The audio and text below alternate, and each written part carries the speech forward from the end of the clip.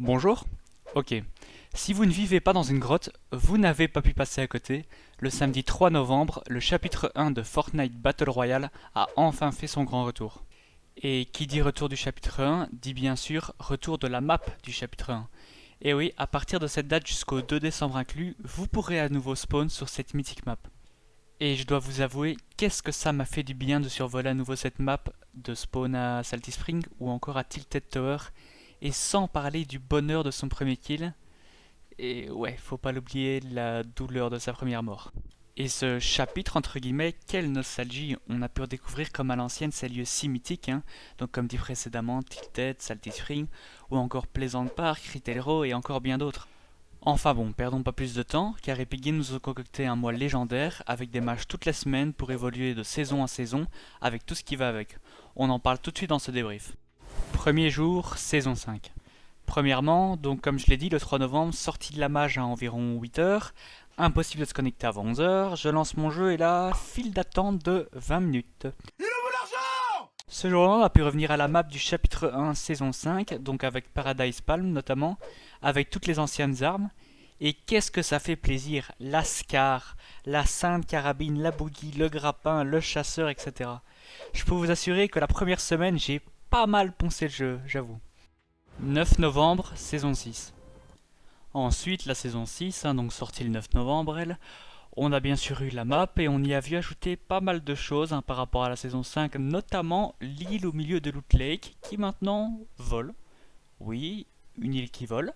Mais aussi le double barrel pompe, si on peut dire ça, le Siku, etc. Mais surtout la putain de tourelle déployable. Va falloir m'expliquer qui chez Epic Games s'est dit que de rajouter cette chose-là était une bonne idée. Ok, bon, ça fait des dégâts. Qui? Enfin bref, voyons le beau côté des choses, on a eu le droit à l'overboard qui est quand même bien mythique avec ses trickshots au quad, sans le bug d'antan qui, vous voyez, vous permettait de parcourir l'entièreté de la map en quelques secondes. Ouais, le jeu a quand même bien évolué. 16 novembre, saison 7 et saison 8. Bon, pour commencer la saison 7. Quelle époque, mais quelle époque. Par rapport au réel chapitre 1, c'était le meilleur Noël. C'était les meilleurs moments de plaisir passés avec les copains. Tellement d'émotions qui sont revenues. L'époque où l'on pouvait voir ce genre de gameplay, tellement mémorable. Sans oublier l'arrivée de la zone enneigée, avec Happy Hamlet, Polar Peak et son roi des glaces. Ouais, enfin, ça c'est ce qu'on croyait. Bon, au moins Frosty Flight avec les avions, sauf que les gens ne l'utilisent pas toujours à bon escient. Mais bon, mis à part ça, je le redis, quelle époque, quel fun, malgré aussi le taux de toxicité de l'avion. Au niveau des armes, étant donné qu'elles ont été ajoutées en même temps, le 16 novembre, j'en reparlerai après. Donc en ce qui concerne la saison 8, on a eu droit au bateau en haut de la map et au volcan en haut de la map. Ah oui non, comme la saison 7, on s'est aussi fait avoir. Oh shit. Here we go again. Bon, au moins, on a eu le droit au canon qui permettait de se TP, littéralement. Ça, c'est franchement marrant. Et aussi et surtout, les loots. Non, mais what the fuck, genre, les cartes au trésor, c'est trop pété. Regardez ça, en l'espace de 5 minutes, tu peux avoir des 4 spaces, 4 scars, c'était n'importe quoi. Juste pour vous rappeler le temps qui passe aussi, c'est à cette saison, donc dans le réel chapitre 1, que le 22 rétablissement a été ajouté. Et qui sert, comme son nom l'indique, à rétablir des coéquipiers morts au combat pour les trois du fond qui ne savent toujours pas. Pour terminer sur ces deux saisons, du coup au niveau des armes et moyens de déplacement, on a comme j'ai déjà dit l'avion, le canon, et comme item donc surtout la carte au trésor qui est bien pétée, mais aussi le silex, le minigun, le quadrilanceur, etc. 23 novembre, saison 9 et saison 10. À nouveau pas mal d'ajouts malgré que moins intéressants que les autres saisons, sauf une arme sur laquelle on reviendra après. Au niveau de la map, on a eu un freeze entre guillemets, si je peux dire, au niveau de la météorite qui s'était écrasée à Dusty Depot quelques saisons plus tôt, de nombreuses saisons plus tôt, fin saison 3 chapitre 1. Malgré ce freeze, Dusty et les usines ne sont pas en un seul morceau, va comprendre pourquoi. Un point positif cependant, c'est que nous avons gardé Tilted Tower et Retail Row au lieu de Neo Tilted et Mega Mall, mais en conséquence, on concède les accélérateurs de flux d'air.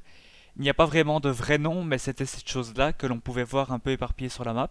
C'est aussi à la saison 9 qu'a eu lieu l'événement, je pense, pratiquement le plus marquant de Fortnite, la World Cup première du nom, remportée par Booga en solo.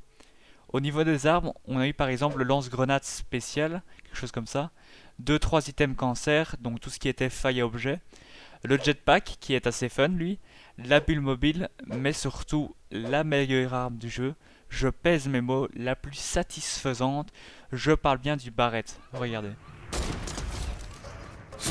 Il a pris, ouais, Mort. le last, bah, le last qui est au-dessus. Avion. Mort. Ici, mec, reste en mouvement, reste en mouvement. Tête. Mort. Osez venir me dire que cette arme n'est pas satisfaisante. Enfin, on peut souffler, on en a enfin fini pour les saisons. Bon, Fortnite a décidé d'appeler ce chapitre Fortnite OG. Sans vouloir vous décevoir, vous dégoûter, non, ce n'est pas Fortnite OG. Vous allez, en tout cas en build, vous faire casser la... Vous m'avez compris, par des gens qui n'ont pas arrêté de jouer. Après, on peut pas se plaindre, hein, nous n'avions qu'à continuer à jouer pendant qu'on est tous partis courant, quoi, chapitre 2, voire 3. Eux sont restés vaillants et on continue à progresser, c'est tout à leur honneur. Je dois aussi vous parler d'un type de joueur qui est apparu, les bandeurs de G, comme on les appelle. Bon, c'est vrai que la map a été un poil décevante, comme vous l'avez vu avec la saison 7 et 8 notamment, mais là, c'est du forcing. Évidemment, la plupart, c'est de l'humour, mais il y en a qui sont très sérieux.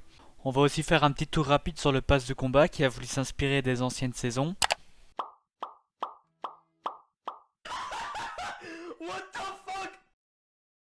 En fait, on dirait juste que Fortnite se sont amusés avec les couleurs, tout simplement. Ils ont vraiment rien changé, aucune inspiration. Bon, allez, quand même une note positive, malgré les quelques défauts de ce chapitre, à nouveau entre guillemets. On ne va pas se mentir, Fortnite a fait un énorme coup marketing, car grâce à ce retour, le jeu a pu accumuler beaucoup de joueurs. Mais malgré ça, et oui, ça ne pouvait pas être aussi beau, tu tomberas quand même contre plein de bots. Oui, ce genre de gars, entre guillemets, hein, le plus souvent en mobile que j'ai pu rencontrer, je précise.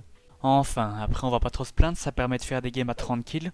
Bon, on le voit pas, je vous l'accorde, mais on tuera les 3 derniers, je vous le promets. Et de faire quelques top 1, ce qui n'est franchement pas déplaisant au lieu d'aller se faire atomiser en build. Pour conclure cette vidéo, j'ai eu beau casser du sucre sur le dos de Fortnite pendant la vidéo. J'ai personnellement adoré ce retour, j'ai pris énormément de plaisir à rejouer à Fortnite durant ce mois de novembre. J'ai pu entre guillemets revivre ces moments passés, ça n'a évidemment pas la même saveur que la première fois, mais c'est resté quelque chose d'indescriptible.